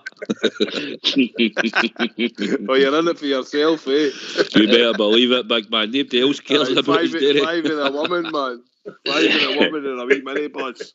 Hey, ladies, we're going for a day in the Trossachs. What team the menu will be? Go down south side. Oh, the menu? Oh, my menu. Right, okay. Well, let's think. Right. I think I'd go for mussels and white wine sauce. All right. And then I think we'd have to have lobster with green bean salad and coleslaw, because that goes with lobster. And then I think we'd have to have roasted vanilla and honey creme brulee. Jesus. And I think we've got to have the crackers and cheese with grapes. And I think it's grey goose. All right. The only thing it's like you're doing there is a coleslaw with a lobster. South side, Scaffer. A wee bit more conventional for myself. I would have Jock Wallace with me, Souness, Baxter, and Davy Cooper. That would be my partners for my dine out Rangers dinner, and it would be dead straightforward: homemade soup with a loaf of plain bread, ham, egg and chips, and apple pie and ice cream. Remember yours, Ox? Yeah, I'll come back to you. I've not even thought about it. Jaffa, you've changed a lot since the first time we went eating. I was going to go sea bass, but I knew Big Wallace wouldn't be having that. It would definitely be ham, egg and chips. David, I like that. I'll come back to you. We've been enjoying Big Jim for plays. I'll come back, Big Al. I'll have a quick think. Evening, James. Hey guys. Fantastic. Listen, I was going to call earlier on, you're talking about Ryan Kent, but I've changed my mind in my conversation as you're talking about the food wise. What I was going to say. Second. Oh, you're breaking up, Big Al. On you go, Jim. All right. No, is it me? Carry on, Jim. I think I'll be back next year. I'm coming to your bit for a breakfast. That's sort of. On you go, Jim. No, I was going to talk about Ryan Kent, but I heard you talk about food. Well, I was going on about the food thing. I've been trying this week to make a real for Bridie. Right. There I've been in Forfar and I've tasted Brady's there. Then they want to talk about Brady's written. You still about the food, you want to talk about Ryan Kent. Ryan Kent. All right, okay. All right, he's not worth his money. Right? We paid $7 million for him. He's not kicked the ball for over a year. The guy doing nothing. As far as I'm concerned, it's a waste of jersey to me. He's actually made Bernard Bassage look a better player because he's got to do the work that Ryan Kent should do. I don't know if anyone agrees with that. If you disagree with that, I'd like to hear your calls and I'll tell you what I'm saying and I'll speak to you seriously. South side. Steady, Aldrin. Dortmund away, Jam. Red Star Belgrade away. There's 2 games and big games in Europe that he's produced. Scotland, he's struggling the way he gets marked, but it's not an excuse because he should be a lot better. We paid $7 million, I agree. If we had our money's worth, I think he's a player that's in the long term for now. No, we haven't, Jim. I'll be honest. I don't think, in my opinion, he's not produced the way we expected him to be playing. He should be scoring at least 10, 12 goals a season for us. I think that's what he should be scoring. He's got the ability. I'd still say what I said to Big Al. I think when we've got creative players out of our team, we're relying on him. And if I know you'll say, well, we should have Scott Wright on the other side, but there's games when we've not played a right winger at all, and we've left Ryan Kent to be the only guy on the park when we've played Arfield and Jack Norem and Kamara and stuff, and he's had to create. But he should be doing better, Jim, and I'm hoping that after the break he's had a rest, get a wee refresh. We get a few fresh players in the team against Hearts, and I hope that Ryan Kent will maybe start to produce. But if he doesn't, mate, I agree with you. Take him out the team and get somebody else in that wants to fight for a jersey, and hopefully they'll come in and do better. Well, I agree with what you said there. I don't know why he's playing. I don't understand why he's playing every week or every Saturday or day after off. I don't understand it. It does totally squat as far as I'm concerned. We know, we watch the game, we go to the games, we know he's going to get to that 25 years out, he's going to cut back and cut inside and look at Borna. He's making Borna look better than what Borna is. And Borna's pony trap as it is, he's come into a game this season because he's so crap. Couldn't agree with that, no. We had a lot of crackling. You getting up to this game. I've been polite. I say he's lacking confidence, Jaffa. I don't disagree in his performance has been poor, but I think he's lacking confidence. I'm not for a minute. I'm not bashing Ryan Kent here in any way. I actually think Ryan Kent's a top player. I really do. I think he's either lacking confidence or he's getting told by the manager to play and do that. And do play that position rigidly in that area, because he very rarely moves from that area, and I think that's partly what's causing Ryan Kent's problems, is because he's not got the freedom to move about, because he's a creative player. Creative guys need to move about, they need to take up different positions. I would not for 1 minute say Ryan Kent is not he's not a brilliant footballer. He is a brilliant footballer. He's one of your best players on his day. But Ryan Kent, I don't know if it's a combination of lost confidence or loss of form or both together.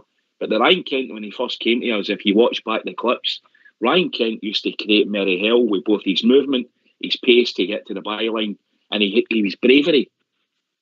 And I'm not sure if he's currently in that mode. He's not in that area, and his head's not in that area. And I wonder if I'm maybe a few weeks out the team, or maybe getting dropped and bringing him back into the team. Maybe he's played too much football. I don't know. Only one guy can answer that. It's Gio. You blaming Gio for Ryan Kent's performances? Potentially, aye. Potentially. So he's played in the wrong position, do you think? I think under Gerrard they had a freer role, Jim. Oh, I can understand what you're saying.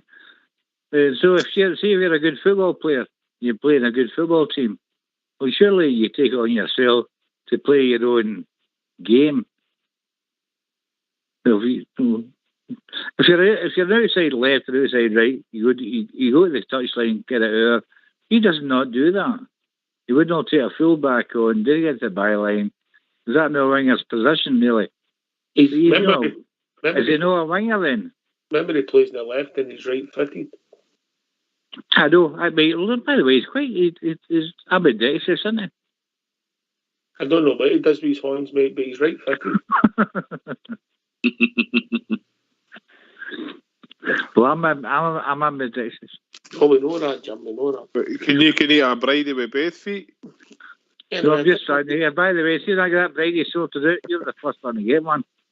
It's a difficult situation. I've got a good story about bridies. No, I've got my 5 big out. All right, you got your dinner.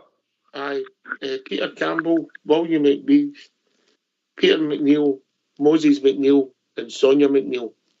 O'Neill. I've said. Right. I think we'll be drinking Blue Star. Evening, Blue Star. Evening, Oxford, Big Hall, Southside, Jaffa. Evening, Blue Star. And the rest of the guys. Been listening to you since the start of the show, and got to be honest, the only time I've heard a bit of sense is the last couple of minutes with Jaffa. On that, I'll say Kent's the best player we've got at our club, bar none. There's only one team we're up against every season for that title. And the last twice we've played them, they pumped us. How did they pump us? They ran at us. They've got a guy on the park called Jota that's supposed to be the best thing since sliced bread. Jota is nowhere near as quick enough on his feet, nowhere near it as what Ryan Kent is. So where lies the problem? The problem's this, is Gio. Gio has rigid instructions for Kent to stick out in that wing and no move for it. When Kent played against Dortmund, exactly what Jaffa says in Red Star, where did the goals come from? One came for the left, one came for him passing the ball when he ran right through the middle of their defence and passed the ball out to the right. And the other one came for the right wing. You can look back and check on it. He had 3 then. He's now getting left out in the wing. The right wing? In the left. Yes, the right wing. He pushed his cell out he came right across the park. When I say right wing, he came right across the middle of their defence and he hit the ball for the right. Bottom line is, we're all looking at Kent simply because he's a £7 million player, so he's got that status symbol thing. Our problem lies in 2 positions. Middle of the park, we don't have one single player that runs forward with the ball at his feet. Lawrence attempted to do it, and even he was getting told to go out to the wing. That mob across the city, every single time they attack us, they've 6, 7, sometimes even 8 players across our back line. Any one of them hit a shot. That's where the problems lie. Our midfield are static. I'll use the word again, static. There is absolutely no movement going forward with the ball. Therefore, the ball gets pumped out to Kent, and we're expecting miracles for him when there's 3 and 4 players on him. It's a disgrace. Yes, he's getting made to look very ordinary because the guy's up against it week in, week out. So much so that even against total inferior teams that don't have the quality, what do they need to do? Every time the ball goes to Kent, put 2 and 3 men on him. They don't have to look at the rest of our team because the ball's not going anywhere. The ball goes backwards. Our midfield don't push because there's absolutely no pace in the middle of the park. What do they do with the ball? They either pass up to whoever they've got up front and they run at our defence and they flight a high ball in. We don't have one single guy in the defence that can header a ball. That's where we're failing. Our midfield is static. What's your thoughts? Well, that's the manager you're complaining. Well, I'm loving. I don't like calling in front of me. Some of your tricks, the last twice we played them, they've not been murdered, by the way. I think the last twice we played them, we get beat there and we drew 1 each at their place, yeah? I'm talking about the games that we get horsed. That was there's 3 games in between them, mate, yeah? Aye, but we didn't horse them in any game. Never said that. You said, and you also said we all talk nonsense. So you were talking a wee bit of nonsense there as well. And you come. No, I wasn't talking nonsense. I never mentioned the other games. I'll ask you, what game since the start of the season have we outplayed any team? Not one. Not one. Maybe St Johnstone. No, even St Johnstone, because we only played for just over an hour. The other 20 minutes, they had most of the possession. Blue Star, they never done anything with it. Our form's been minced since the start of the season in most exactly. games, right? We agree that, right? We all know that, right? As I said, you probably heard, when Dortmund that day, when he tore it up against Dortmund and his goals against him, I thought the performance against Dortmund, German teams would have looked up, to be perfectly honest, because he absolutely was brilliant that night. And you're right, I've said sometimes he takes too many touches on the wing, Blue Star, and he waits till another defender comes. There's times when I sit and watch him, there's times he's too close to Borner and all, and Borner goes and then he turns inside and go to pass it back because Kent's standing 5 yards on the touchline instead of maybe bolting down the line or doing something different. But aye, and when Tillman and Lawrence is not in the team, he's the one that's got to create because there's no other creator in the team. We know we don't have pace in the midfield, but it doesn't stop us competing against them. You know, Gio wants 2 wingers to play wide and go at their fullback and get the ball in, and he has 1 striker in the box. And we need to get midfield runners in there, and we need our winger to come in at the back post when we're putting the boys in. Look, and as you say about Jota, I don't watch a lot of them, right, but he seems to be a bit more direct, and he's getting in, he's getting goals for whatever they're doing, and the other one's contributing, as we all know, and our 2 aren't they? And that is the problem. We need them to be in the box. But and as the boys said earlier, I think we've restricted Tav. I know he's been struggling, but I think we've restricted him for getting towards the edge of the box and in the box to help create and all. But our form's not been great, Blue Star, but I'm hoping after the break, mate, that it changes, and with Lawrence, Tillman and Ben Davis hopefully coming into your team, and maybe Yilmaz, I don't think he'll come in straight away. I think hopefully we'll try and get a bit of football back in the team and a lot more fight.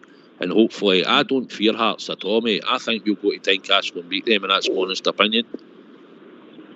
I just think, in all honesty, the lack of pace in our team, and by that I don't even mean actual runners. I'm talking about even the way we pass the ball. There's too much back passing. They carry on going for our goalkeeper, whether it's McGregor or more than likely it was McLaughlin. That slow passing in front of our goalkeeper. And then when we when our defenders get the ball to a midfielder, what's the very first thing they do with it? They pass it back to the defender again. They should be turning and facing their opponents. They're not doing it. The ball goes backwards all the time. How many times do we see our team actually going forward with the ball, whether it's our full-backs or our wingers? No sooner have they went and they've made their run when they should be getting the ball to run through to to put the opposing defenders. They don't. They stop and check and pass the ball backwards. Therefore, they're taking all the momentum and the pace out of the game. And we're notorious for it. And it's happened since Gio's come in. Our midfield have got to get on the ball and push forward with it. That then makes the opposing team having to come out to go towards our players. That leaves you free room on the wings. Instead of that, they're not having to watch our midfielders because our midfielders are Can I ask static. a question, Blue Star? Aye, carry on. Right. So, what you said there, I'm 100% agree with you in that, right? So, if we could change the manager at the Mora, we brought a manager in that plays an attacking style of football. Do you think we've got the squad there to just change it up? We've got players there that can. You say to a Ryan Kent, you say to a Scott Arfield, you say to a Lundstrom, you say to a Ryan Kent. Don't possibly. But have we got a squad there? A new manager could make that team overnight start attacking. 100% not. You already know my feelings. We don't have a squad. Aye. Despite what MD thinks, yes, we've got to try and make the best of what we've got. But what we can do, in Europe, his tactics were always spot on because he would move one or two players in positions when he looked at the opponents. Where he's not doing it in Scotland is he's more or less sticking out a team at any 13 or 14 players and he just expects things to happen. Because we've seen it time and time again when we go like that. Somebody's having an absolute stinker and he leaves them on for the 90 minutes and the ones that he takes off have actually had a good game. But the ones that are having a stinker he leaves on. You can't do that as a manager, and that's how you get found out. So the problem for you is it's a manager. It's not the players. It's a bit of both. It's a manager, and we don't have the players. Lads, we've been joined by Smurf, even the Smurf. Hi, Ox. Hi, lads. I'm just phoning up. I've been listening to the last couple of nights, and it's no directed at MD in particular, and everybody's entitled to their opinion and all that good stuff. But I'm just getting a bit fed up. Everybody's slating the team, slating the manager. We've got the deputy chairman coming out saying his piece. There has been a lack of communication for the club, etc., etc. I think this team has overproduced getting a European final, etc. I think, Gio had a difficult act to follow coming in halfway through a season. This season, you can say, well, it's his signings. We don't know if it is his signings. Why is he not playing the players that are sat on the bench? Is that a protest? Because they're not his players. We don't know that. And the other thing is, the comparison of your players, Ryan Kent against Neil McCann. Neil McCann was quicker with his feet in terms of running, with and without the ball. Quicker when he saw a pass and executing it. More direct and scored goals. He was a finisher as well. And they're not in the same league. He played the same team as Gio. Kent, when he get in the same squad, it's no fair. And I think people just need to get a grip of reality. We are where we are. We're getting on our feet. We've made tremendous strides. And I'm not saying we should rest in our laurels, but I think we just need to get a wee bit of realism. You know, we're talking about this guy cost £7 million.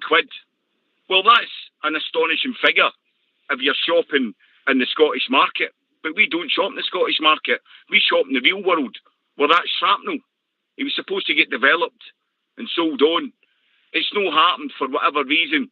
Teams don't fancy him, or he's wanting to run down his contract, and that's not necessarily the board's fault.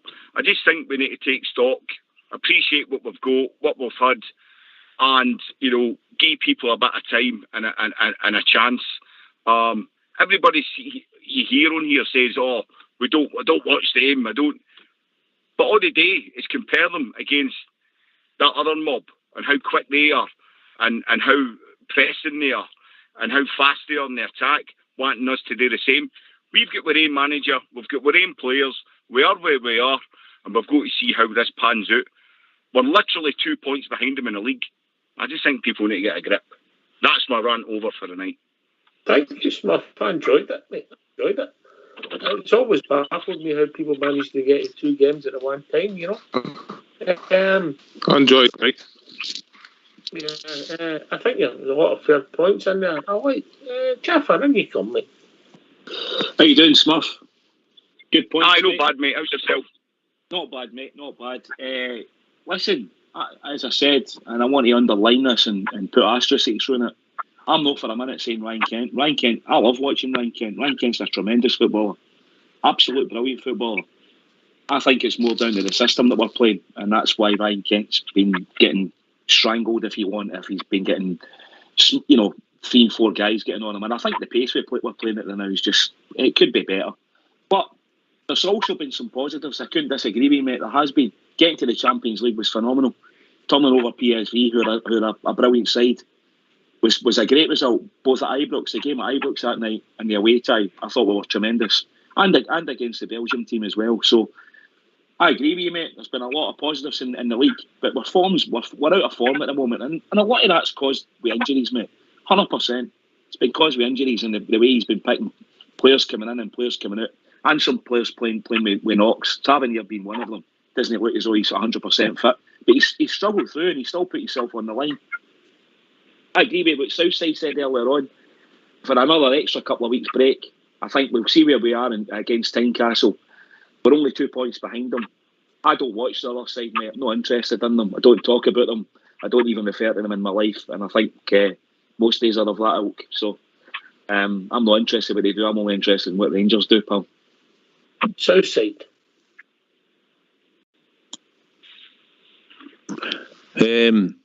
Aye, Smurf, you know, nobody knows better than me about Rangers punching above their weight in Europe, mate, believe me. I've watched it for many a year. I thought, actually, our name was actually going to be on it this time. I thought we were going to get the luck and going to win it, but we didn't, and we have overachieved in Europe. But that was to get the club, obviously, back on the map and get some money in for the club because it needs European football. Ryan Kent, I just think he frustrates you. He's a good player. We're probably not going to get money for him. We probably look to flip him. But he's struggling, and I think he struggles more when we've not got other creative players in the team to help him. So I think that, but I think he could be doing a wee bit more at times, Smurf, to be honest, and all. What else were you going on about there? Can I just come in that? Aye. Can I just challenge that point there, right? I'm not going to insult anybody here by saying, you know, Ryan Kent plays in the same position as David Cooper, right? Now, clearly, not many people were in that guy's class, right? Now, David Cooper wasn't world class, I don't believe, but he's stratospheres away from what we've got now. Now, how many times did you watch him in a game and the game just passed him by? What happens to people? I just think you can say he's not doing enough. Maybe he's doing too much. Maybe he's been carrying what he's been doing. He's been doing it for too long.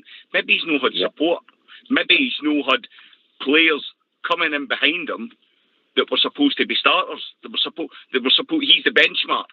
He's where the bar's set. The next guy coming in, playing in that position, is going to be better than him again. I think that's where the failing is. And ultimately, the club can't do it all. You can't build, you can't change all the soffits, all the roofs. And I know I'm quoting John Bennett the other night, but this was stuff we knew anyway. You know, I even heard a guy coming on the other night there, and I couldn't believe what I was hearing. He mentioned something about Tav, you know, and he made some comparison. I'm not going to quote him because I can't quite remember, with Sandy Jardine. Sandy Jardine went to a World Cup in the 70s and get voted in the team of the tournament. 2 World Cups, mate. 2 World Cups. Two. Aye. And get team of the tournament. And Danny McGrain was on the other side, the other fullback. What I'm saying is, I think people just need to calm down, get a reality check, and realise where we are. We're still developing. You know, we're getting into a phase where this club is not going to be reliant on benefactors, self-sufficiency, and then it's got to grow and obviously generate money to buy players. Well, we're in the league that we're in with the economics that we've got to deal with. And I think, you know, I made the point, I was on a few weeks ago about the boy Schmeichel. Now, I'm not saying he came to Rangers, but he left Leicester for £1 million and went to, I think it was at Lens he went to. Now, he's going to be on big wages, but they can afford the big wages because they didn't pay the big signing fee, transfer fee. And that's, I think, what we need to be doing. It's not just about buying players and selling them on. It's getting established players at a good age on a free and making up a difference with no paying these fees, augmenting the wages with that, or whatever. They've got to come up with some strategy. We need a better quality of player. You can have 30 players, but ultimately, if half of them should be playing with Gartcosh United, it's pointless, isn't it? He used to have a good side. I know they did. Listen, Smith, are you saying to me that you think the recruitment's been the failing to improve our team? I think I'm not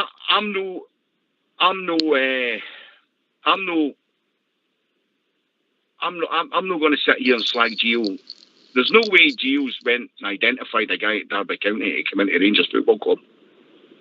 I'm not sitting there thinking he's a player. Do you know what I mean? The lower leagues of England or the Championship or whatever.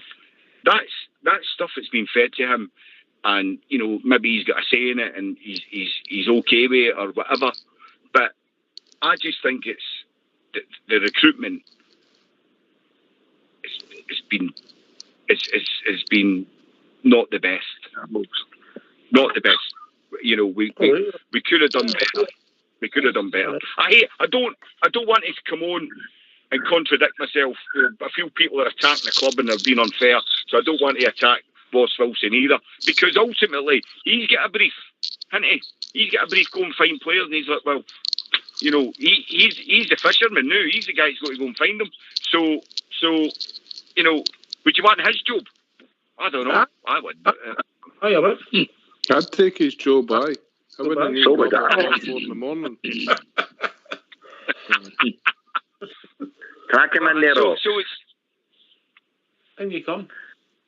I agree with the caller on certain aspects. Certainly if you're talking about Europe. Europe's a bystander for us now, because we're not at that level. Yes, we had a great run last year, but the recruitment's been an out-and-out utter shambles. Not in this windy, in the last 2 or 3 windies. If you're telling me our budget, if you're listening to Bennett's soundbites, that's just nonsense. What he came away with. What we've got in a so-called squad compared to any other squad in Scotland should be far and away outclassing any of them. And we're far from that. When we're struggling against your Ross Counties, your St Johnstones and your Dundee Uniteds, then yes, we've every right to criticise. Every right. Because we're paying far, far more than what their whole squads come together for one player. So yes, in Scotland we're a shambles in it. Yes, we're only 2 points off the top. We know that, but we haven't played at all. Yes, we've had injuries, but the calibre of player that we're playing with now is so below par. It's scary. Okay, here's a question for you. is Kamara, Ryan Jack, or Lundstrom, and guys like that, guys that have been sort of in and out the team, been the ever presence in the mid. Maybe not so much Kamara recently. They're no creative types. So I think.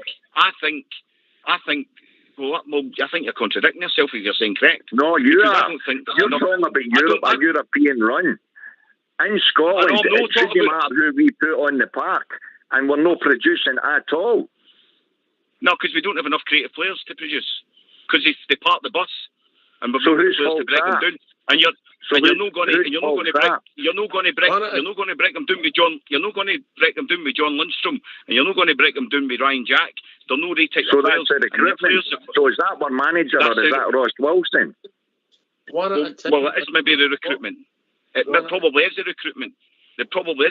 But what I'm trying to say is, I don't agree with what you're saying that we should be hammering teams and rolling over the teams, because I think we've got too many players that are of the same type. Absolutely, that's the point. We shouldn't have. Southside. But we have.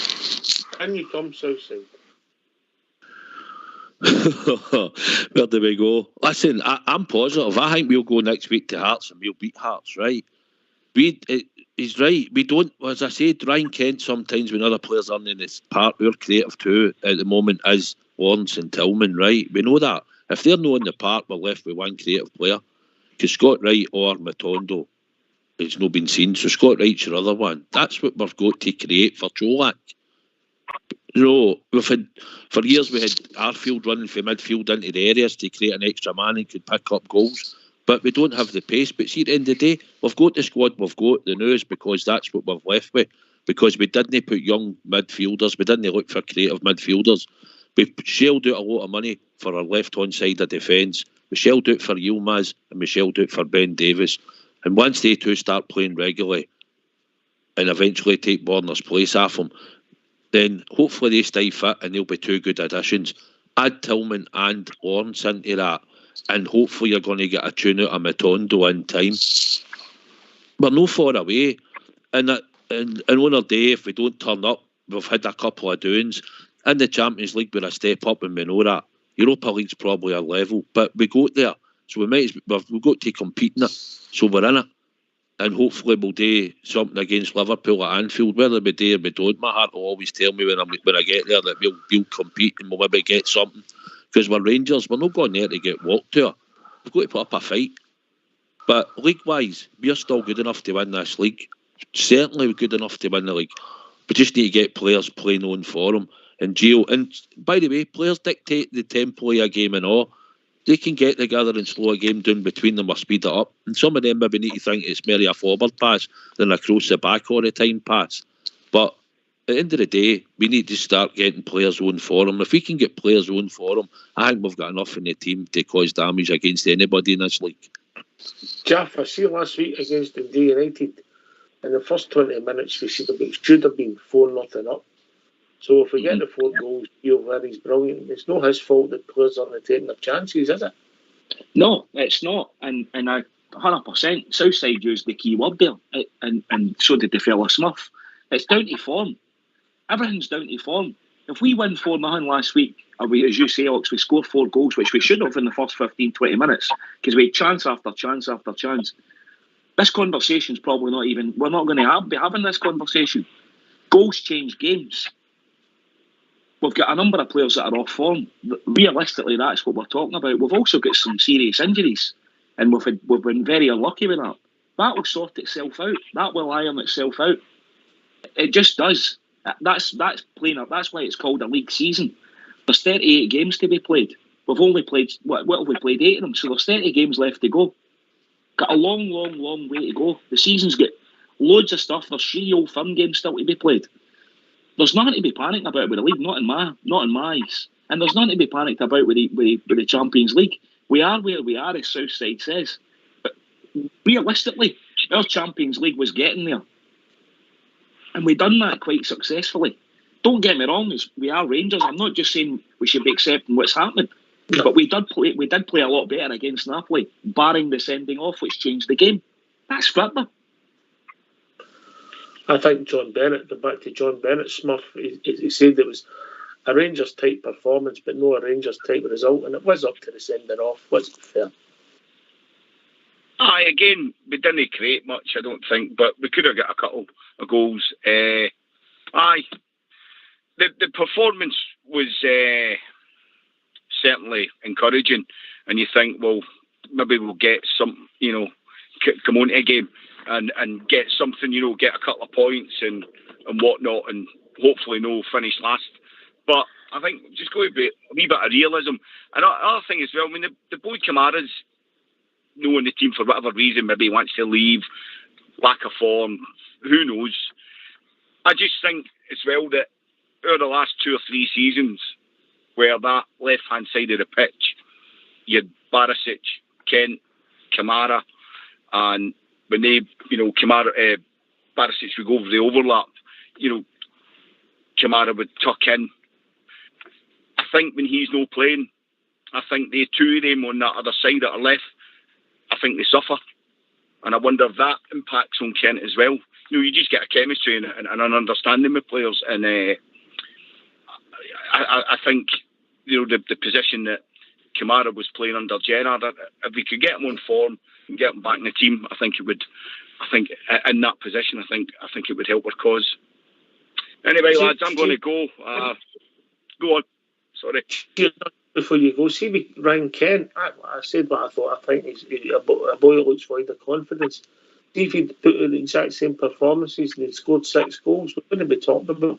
It's his numbers that let him down, because when he doesn't get involved, like you said, Davy Cooper, when they get past him by, it passes him by. When was the last time Ryan Kent scored a goal? Oh, that's a good that's a good point. That's a great point. Maybe that's why when was the last time Kamara scored a goal? Yeah. I think was that no the semi-final?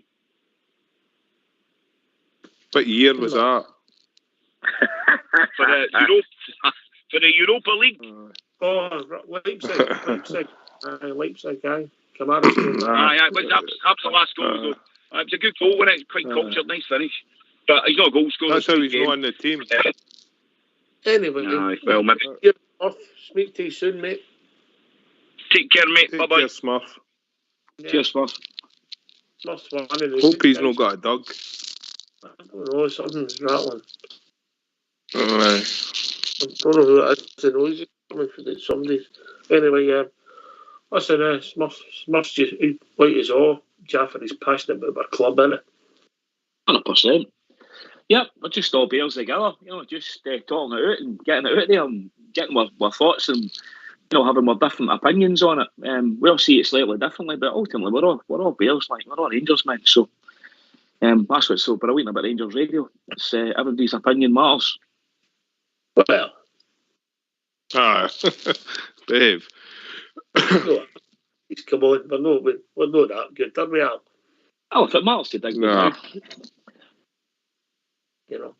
Right. So okay. that story about the Bridie, can we leave on a happy note? So at the high school, you used to stand in the queue in the canteen at dinner time, and you get a Bridie or a pie for your lunch, and then you used to take it back to the table, cut it open, eat the meat with it, then cut it in half and go back up to the queue and say to the dinner lady, "Darling, there was no meat in that Bridie," and then you get another Bridie or a pie. How many times you get away with it? Oh, 3 or 4 times. The dinner ladies weren't the most intelligent. And they changed from day to day in their service. Aye. Best Bridies, Big Al's, the ones at Dunfermline. So they are. Did the Big Stevie tell you that? No, aye, steak Bridies. No, I've tried one myself back in the day. See, like how Blue Star was mentioning earlier, like Ryan Kent was 7 million, he's not worth the 7 million. The last time I was in Forfar, the Bridie was 70 pence, but it wasn't worth 70 pence, man. Anyway, reached that time of the evening. Thanks for all your contributions. Last word for your good sounds. Jaffa. Yep, great show, Ops. Thanks for having me on. Much appreciated. Looking forward to next Saturday. Can I come quicker? All right. He's moving about south side. Aye, it's good to have been on the show tonight with Jaffa and your good cellmate, and obviously Big Al joining in, and the callers. Good points, mate. Just a bit frustrated, that's all it is. We know we can play better, we know we've got a better squad. Form's temporary and talent's permanent at times. No, and we've got talent, we just need it to click. So I'm looking for better form, looking forward to Tynecastle and battering with them and getting the 3 points, and then we'll take it from there, mate. On the Rangers. Here, big man. Thanks to everybody for calling in tonight. Thanks to Jaffa and Southside for coming on the show. Box and All School Blue for doing the technicals. This has been Rangers Radio. We'll be back Monday night between 8 and 10, talking about all things Rangers. Take it away, All School Blues.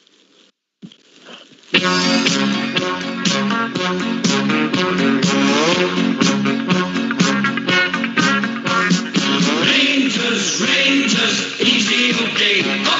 Look out, everyone, we're on our way. Football is the game that we play all over the world. Rangers, easy, okay. Look out, everyone, we're on our way. We can show the world how to play, for we are Rangers, okay. Won't you come and cheer us? Help the boys along. White and blue, coming through with a song. Oh, Rangers, easy, okay. Look out, everyone, we're on our way. Football is the game that we play all over the world. Rangers, easy, okay. Look out, everyone, we're on our way. We can show the world how to play, for we are Rangers, okay.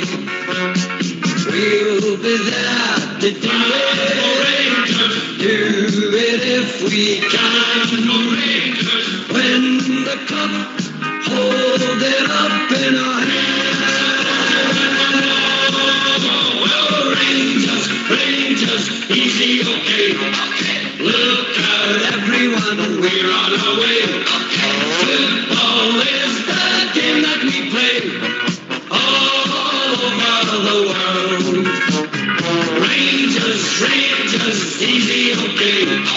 Look out, everyone, we're on our way. We can show the world how to play, for we are Rangers, okay.